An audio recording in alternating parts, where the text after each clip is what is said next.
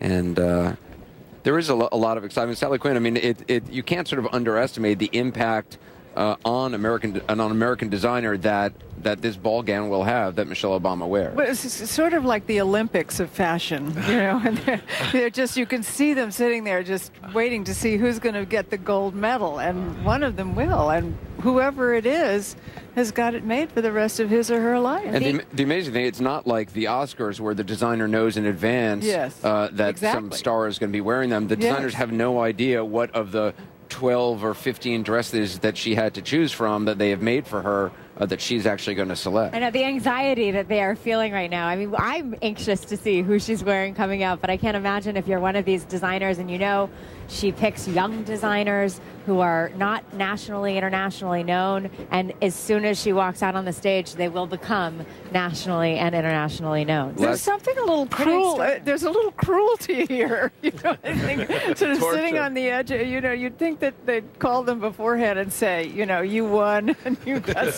so they could relax. Last year, she wore a dress by designer Jason Wu, and our Alina Cho had interviewed him earlier today. We played the piece, and he said he was watching along with everybody else, ended up just kind of screaming when he saw that she was in fact wearing a dress, and it has made a huge impact on his business. He's now a household name. And he has a line in Target. He has high-end design, you know, retail design that everybody can wear, ready to wear, and couture. It's sort of hard on some of the older, more well-known designers who I think would like to see, for instance, Oscar de la Renta, who has dressed every first lady. Mrs. Bush wore a lot of Oscar de la Renta. And Hillary Clinton still does. And so I think it's sort of on him to sort of, I don't think she's worn anything that I know of by Oscar since she's been in the White House. I say good for her. I say good for her for helping out young, aspiring, emerging designers. It's amazing. I mean, there's a consistency there in terms of them, you know, being inclusive, wanting to open things up, and wanting to give new people breaks. And it's also just amazing how, you know, she does one thing different. She cuts her hair different, and then the whole world. If you the word bangs was Googled like more times. I mean, it's like, can you imagine? I mean, that's the morning after she did that, all the morning shows led with her bangs. That was one of the top stories of the day. And so I've often said, you know, it's not Obama as president, it's Obama as precedent. Often, you know, that really gives him his power. But she's that way to the 19th power. Let's listen in. They're playing Hail to the Chief. I wonder if she's sort of. Ladies and gentlemen, the President of the United States.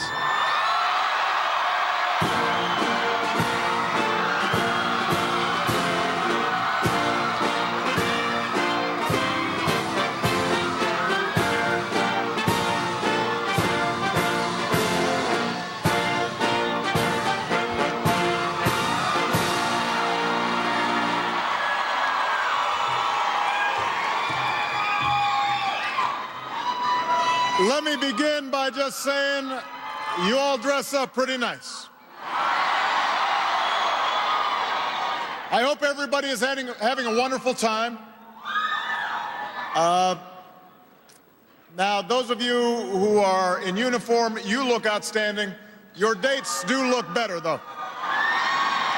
I just want to point this out. Now, I'm not going to give a long speech. What I really want to do is come down and express the extraordinary gratitude, not just of me as your commander-in-chief, but more importantly, the thanks of all the American people. I want to start by thanking some of our outstanding leaders who are here, our hosts, our senior enlisted advisors from all 5 branches of our military.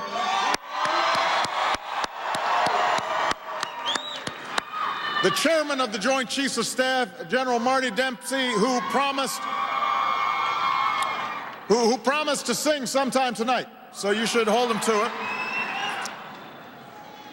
The Vice Chairman, Sandy Winfield, and all our outstanding members of the Joint Chiefs. Our Secretary of Veterans Affairs and Vietnam veteran, Rick Shinseki, who is here.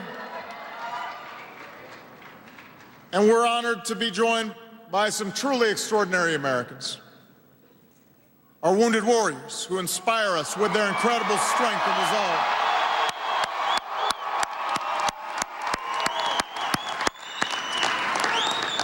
enlisted men and women and junior officers, the backbone of our military.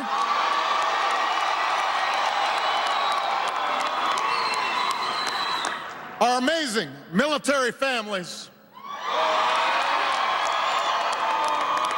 including the families of the fallen, our Gold Star families, we will stand with you always.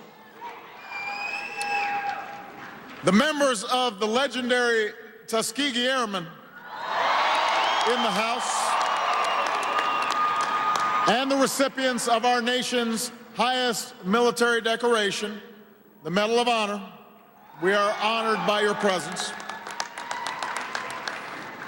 You know, today we experience the majesty of our democracy, a ritual only possible in a form of government that is of and by and for the people. A day made possible because there are patriots like each and every one of you who defend our freedom every single day. So this little party is just another way to say something we can never say enough. Thank you. Thank you for volunteering. Thank you for stepping up. Thank you for keeping us strong. Thank you for always making us proud. I have no greater honor than being your commander-in-chief.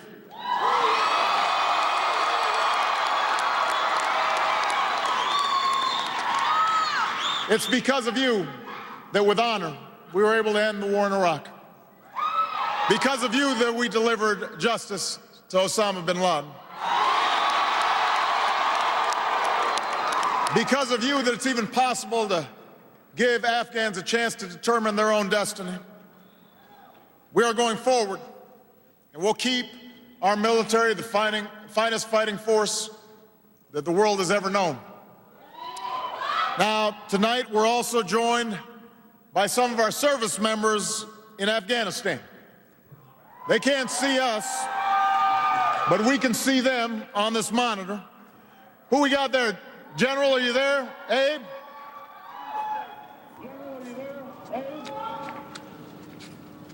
Sir, good evening, Mr. President. Congratulations on your inauguration.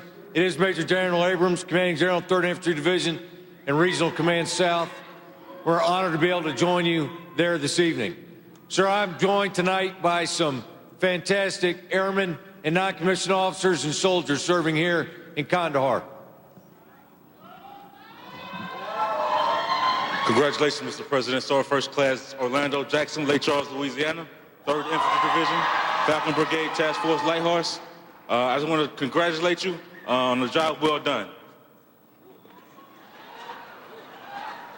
Mr. President, Master Sergeant Robert Skronsky, Superintendent, 807th Expeditionary Air Support Operations Squadron, hailing from Detroit, Michigan.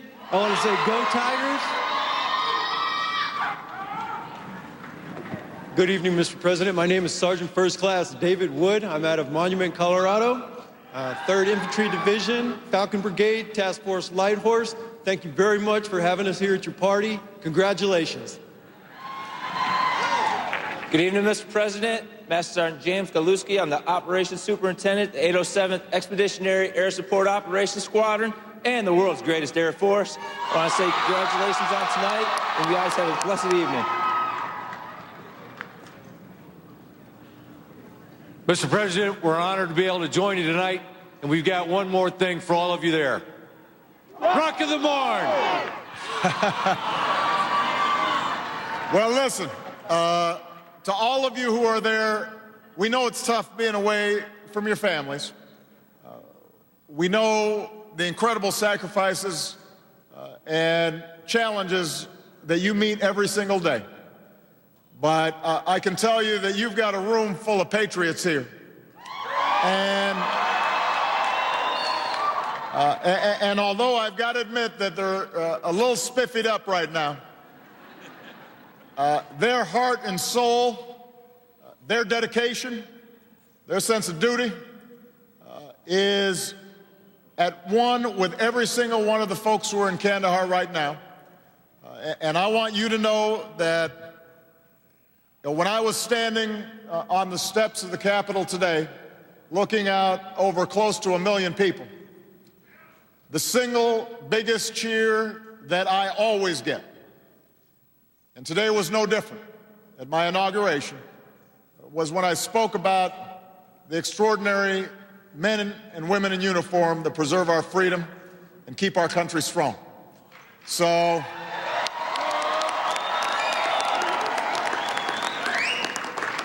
know that every single day we are thinking of you.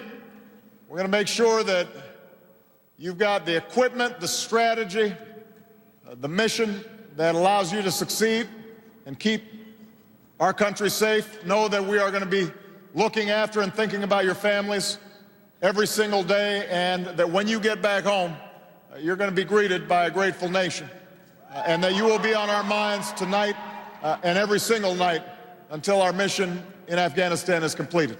Can everybody please give our comrades in arms a huge round of applause?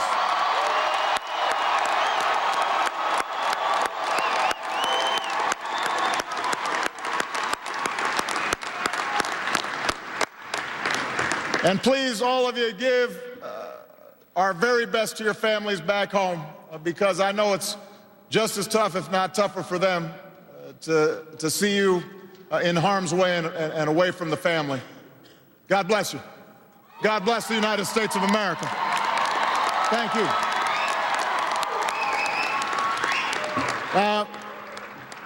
There's one last thing I've got to do.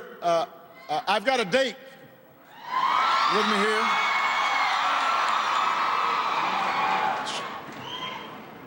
She inspires me every day. She makes me a better man and a better president. The fact that she is so devoted to taking care of our troops and our military families is just one more sign of her extraordinary love and grace and strength. I'm just lucky to have her. I said today at the lunch over at the Congress that some may dispute the quality of our president, but nobody disputes the quality of our First Lady. Ladies and gentlemen, my better half and my dance partner, Michelle Obama.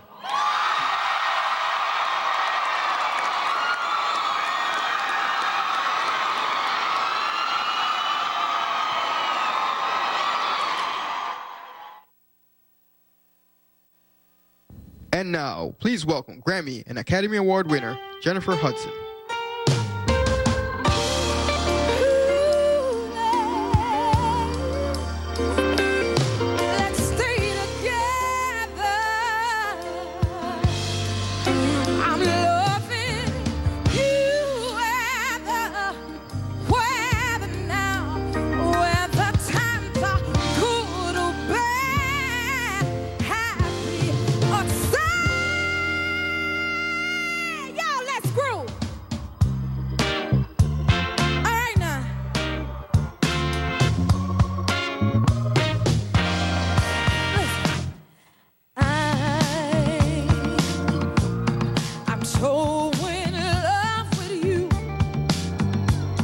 Whatever you want to do